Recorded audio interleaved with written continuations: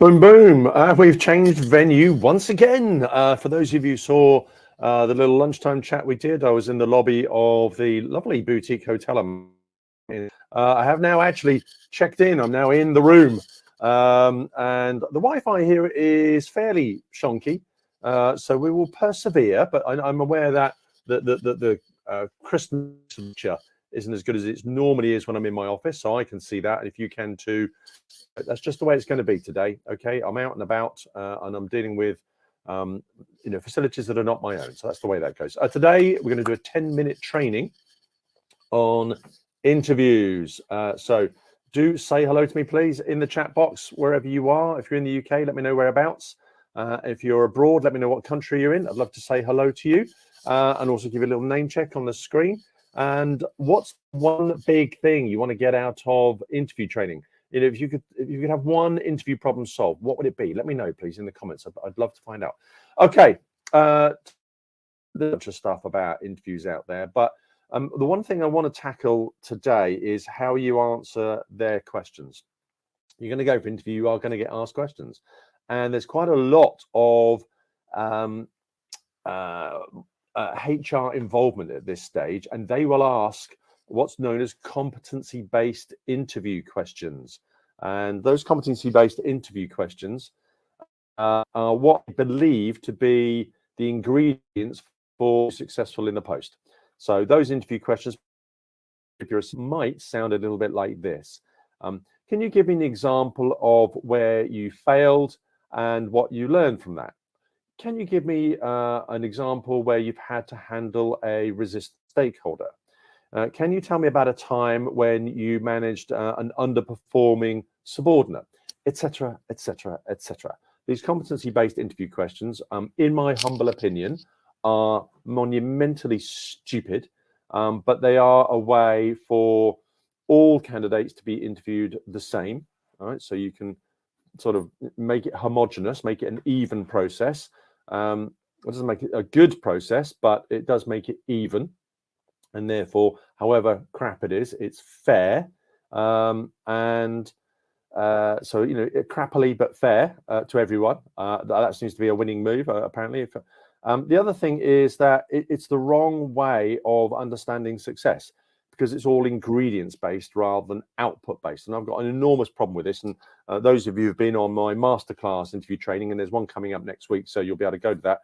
Those of you who've been on my masterclass interview training will understand that looking at the inputs of a job, or the ingredients that are necessary, so what skills you've got, what knowledge you've got, what qualifications you've got, what experience you've got, are the wrong things to look at when you're trying to work out whether someone is successful. What you need to do is look at the outputs of a job. Can you help them grow their revenues? Can you help them reduce their costs? Can you help them mitigate a specific risk of some type? If that's what the job requires, then ask about the output. How to achieve that.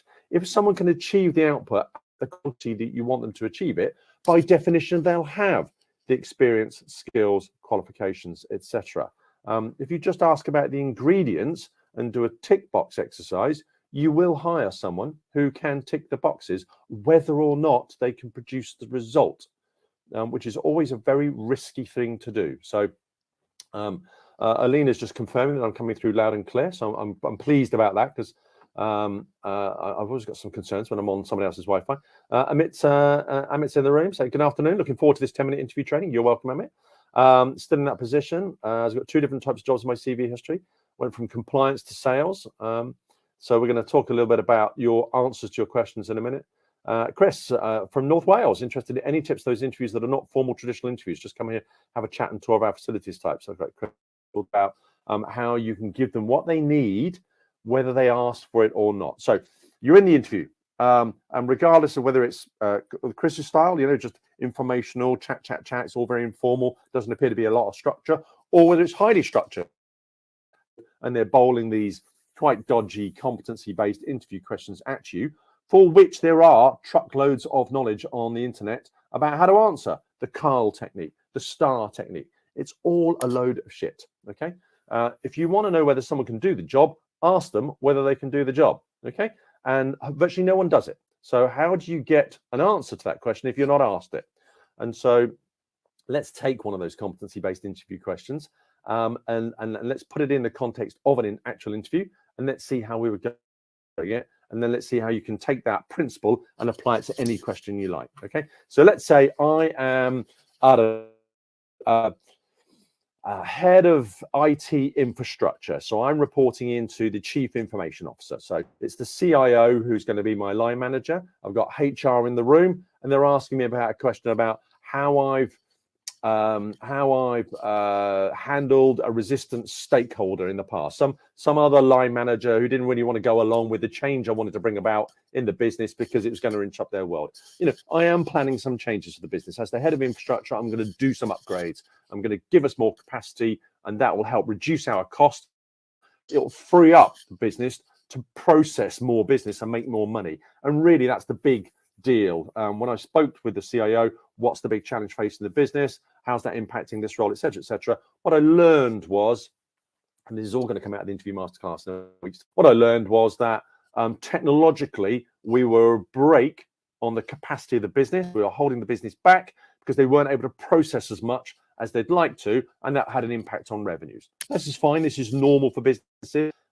Technology can improve capacity. More capacity means more revenue. This is not a complex story. And as the head of infrastructure, one of my jobs is to upgrade the infrastructure to provide more capacity so they can make more money.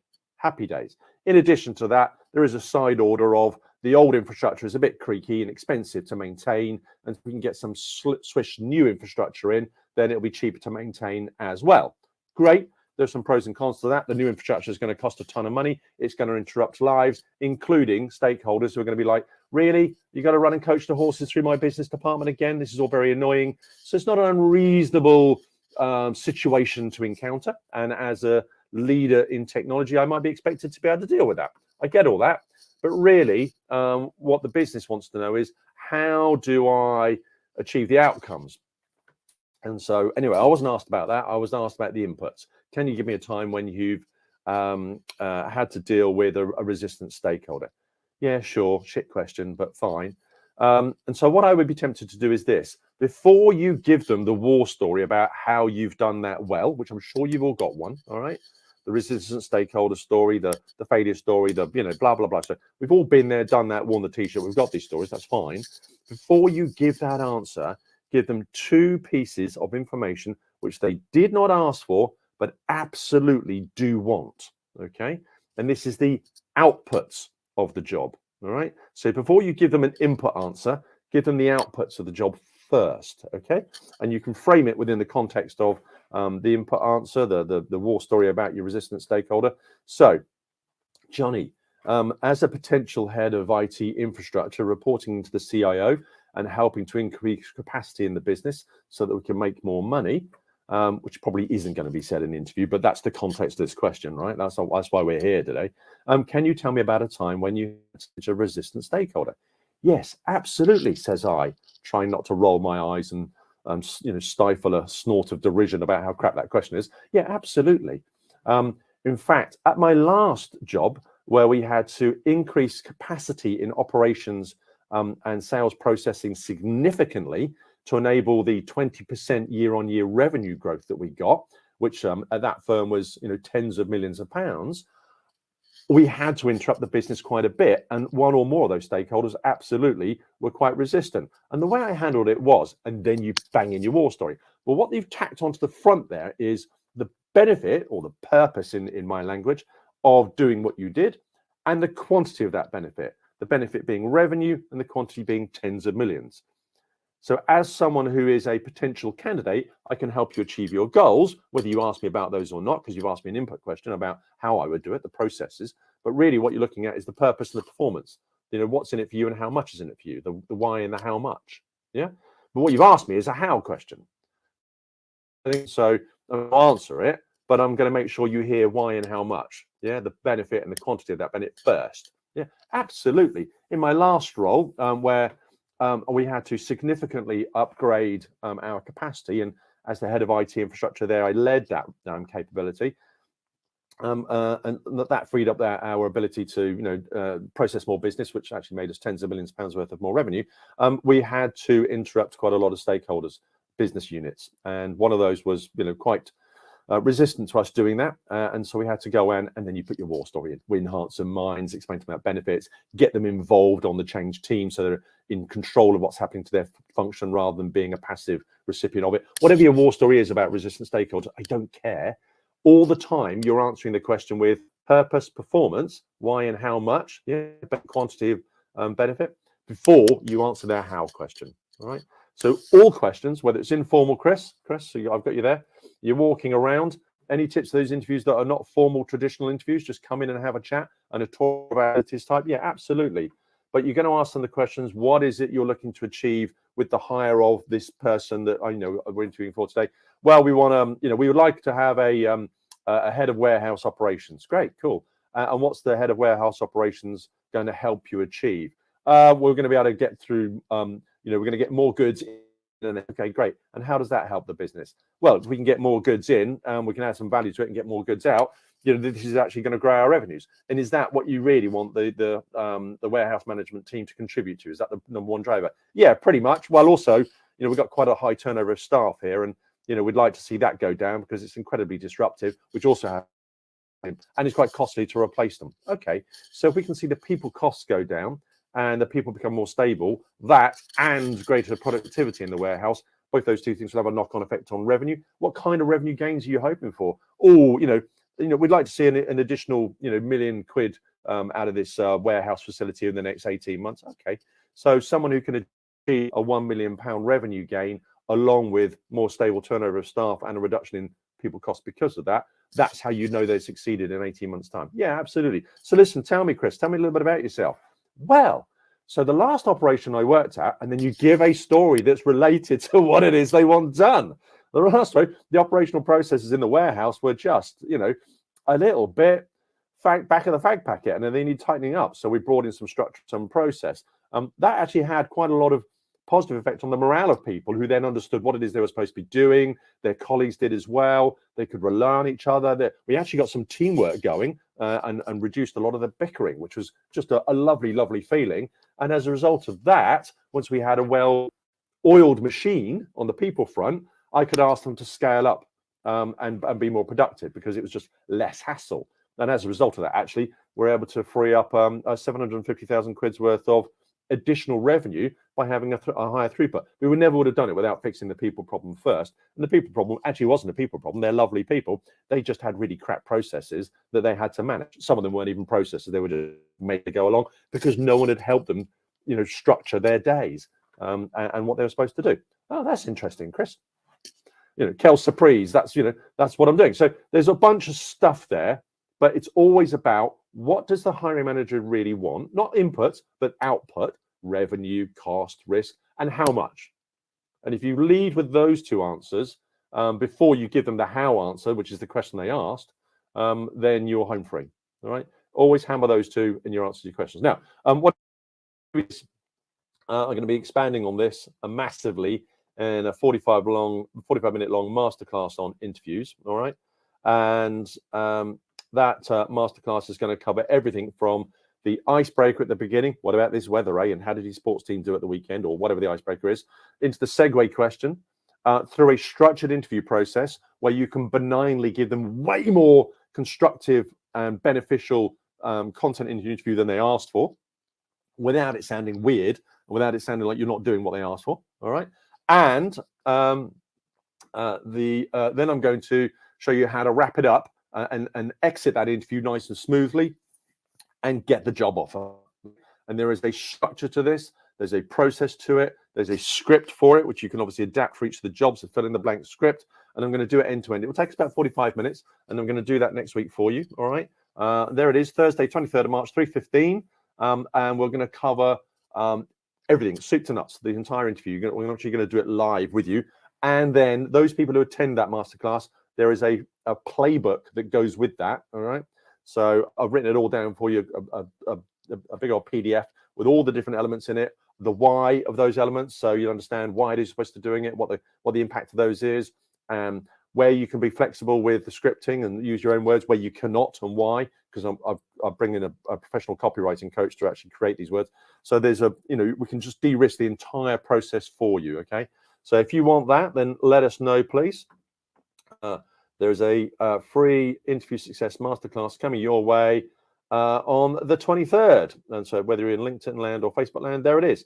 Now, the masterclass for this week, which I'm going to be doing in literally in about 15 minutes time. Did you tell me that? Yes, I am. Is on LinkedIn content. Okay. There is 95% of job seekers do no content whatsoever. And the ones that don't do it very well, and have got fear about what to write, and they've got fear about whether it's going to be engaging. And if it's not, it's embarrassing, and the whole thing's quite a chore. So I'm going to quickly fix that. It's going to take me all of 10 minutes to show you how to always have exactly the right content, how to always get engagement on that content, and how to never have to think about it. All right. So I'm going to show you some structure there, how to actually structure a basic post, literally fill in the blank stuff. Then I'm going to show you ChatGPT-3, which is this AI engine, which I think is super cool. And then for those who that's advanced stuff. And then the mastery, I'm going to bring in an app called Taplio, and I'll show you a little quick walkthrough on Taplio. Taplio is a paid application, but it has a very powerful AI engine on the back of it. It is specifically for LinkedIn. All right.